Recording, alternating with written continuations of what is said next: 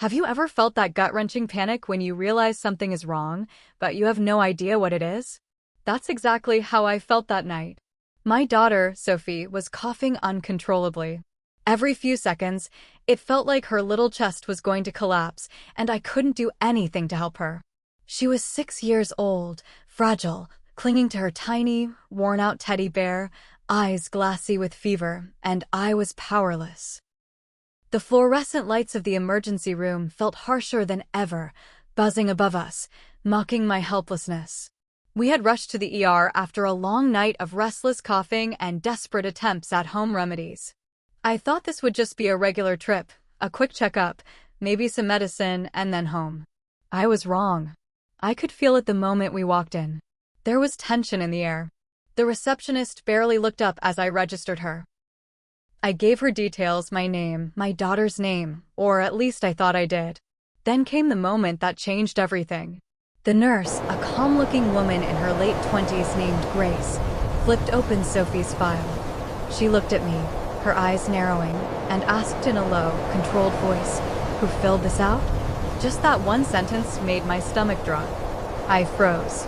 The word "who" echoed in my mind. It wasn't a question about me. It wasn't about paperwork. It was a warning. Before I could even gather my thoughts to answer, security was already approaching. I felt like I had been caught in a trap I didn't even know existed. Sophie's small hand clutched mine tighter as she whimpered, sensing my panic. I wanted to tell the nurse, to explain, to shout, but the words wouldn't come. How could I explain something I didn't even understand myself? I realized, in that instant, that something had been done without my knowledge. Something that involved my daughter. And I had no idea who. My heart pounded in my chest as Grace whispered to the security guard, and I could see her suspicion growing with every second. I looked down at Sophie, trying to soothe her, and thought, I don't even know my daughter's name on this form. Who did this? And in that terrifying moment, I understood that nothing about this night would be normal ever again. But what came next would change everything, and no one saw it coming. Nothing could have prepared me for what I saw when I looked at that registration form. Have you ever stared at something so familiar, yet felt completely alien? That's exactly what happened when I saw the name on Sophie's ER file, Emily Mbua. Emily? That's not my daughter's name. My mind raced. Did I make a mistake? Did I somehow sign her in under a different name and forget? But no. I remembered every step I had taken that night. Every detail. I knew I hadn't written Emily. The nurse, Grace, didn't say a word at first. She just stared at the file, her brow furrowing, lips pressing into a thin line. Then she leaned closer, whispering, "Who registered her like this?" Her voice was calm, but it carried an edge that made my chest tighten. Security was already moving toward us, their expressions unreadable but serious. I felt trapped. Every second that passed seemed to stretch forever. Sophie's little coughs were getting harsher, more urgent, and I wanted to scoop her up and run, but I couldn't. I tried to explain myself, but the words stuck in my throat. I didn't know what to say because I didn't know the truth. My daughter's identity was suddenly in question, and I was the one being blamed. My heart raced as I realized the full implications. Could someone actually take her from me? Was this a legal matter? A fraud alert? My mind scrambled for answers, but all I could hear were the monitor beeps and Sophie's weak whimpers. I glanced around the ER, seeing the nurses exchange concerned glances. People were watching us. Some were whispering. Others were just staring. I felt exposed, vulnerable, like I was under a microscope. And then I remembered something, the paperwork Angela had helpfully given me months ago. Could it have been her? But why? Why would she do this? I looked down at Sophie, her small face red and sweaty from coughing, and felt a surge of panic mixed with anger. Someone had interfered in her life without my knowledge. Someone had put us in danger, not physically, but in a way that could have spiraled out of control in seconds. I swallowed hard, trying to steady my voice. And then I realized the signature on the form wasn't mine. It was deliberate. Someone wanted this to happen. Someone I trusted. And that's when it hit me. This was no accident. But the worst part was yet to come. Then it hit me. There was only one person who could have done this. But why? And how far would they go? Have you ever felt that sting of betrayal so sharp it stops your heart for a second? That's exactly what I felt when the realization sank in. My sister, Angela. She was 36, always so involved in my life, always offering helpful advice that now, in hindsight, felt more like control. I called her, hands trembling, but before I could even say a word, her laughter came through the line. "Oh, Lydia," she said, almost sing-song. "I just wanted to see how you'd handle a real emergency." My blood ran cold. This wasn't a joke. My daughter's life, or at least her health, was in the balance, and Angela thought it was funny. I quickly got access to the paperwork. The handwriting was unmistakable. Not mine. Not even close. It was Angela's. Every curve of every letter screamed her signature. My stomach sank deeper. I felt anger, disbelief, and fear collide into one impossible knot. How could someone I loved, someone I trusted implicitly, do this?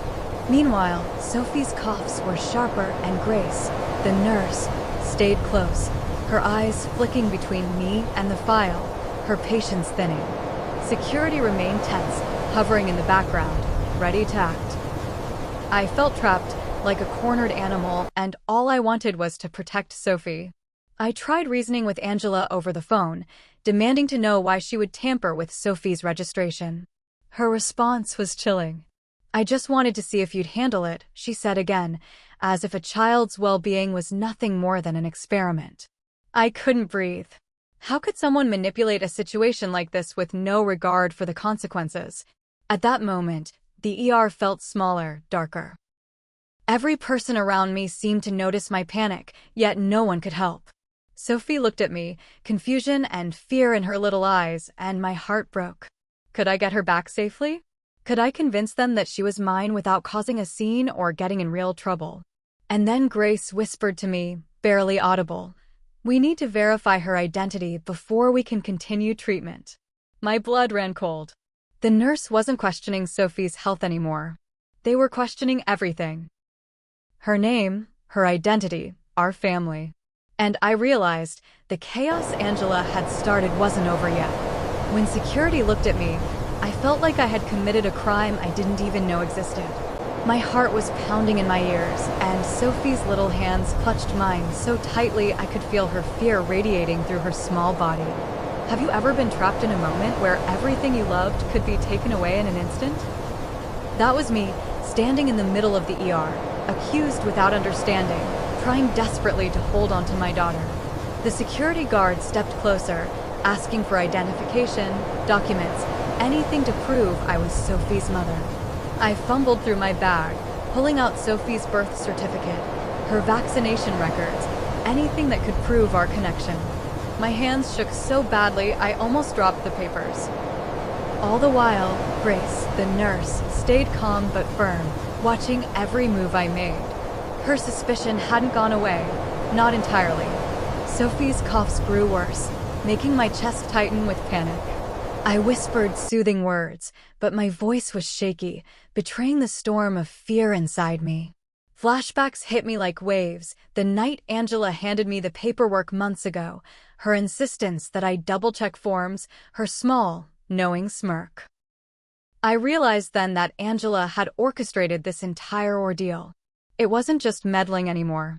This was manipulation with consequences that could have spiraled out of control.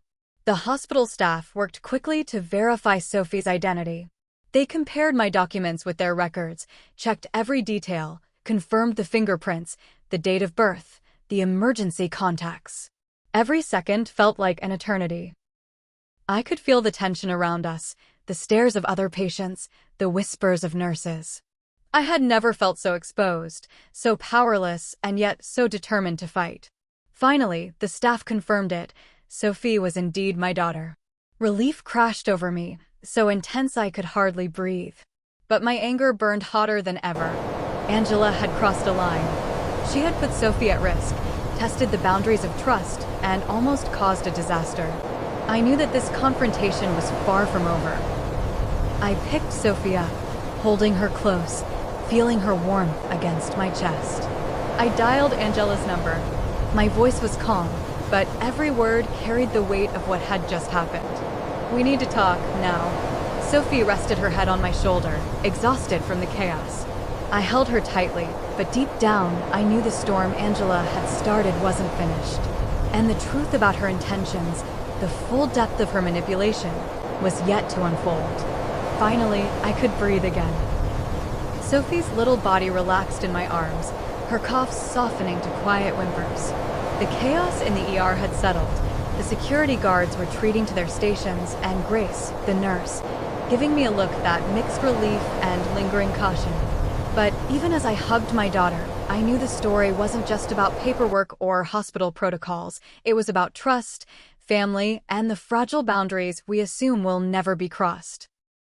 I took a deep breath, feeling Sophie's tiny heartbeat against my chest, and reflected on everything that had happened.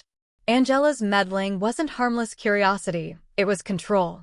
It was manipulation that could have endangered my child.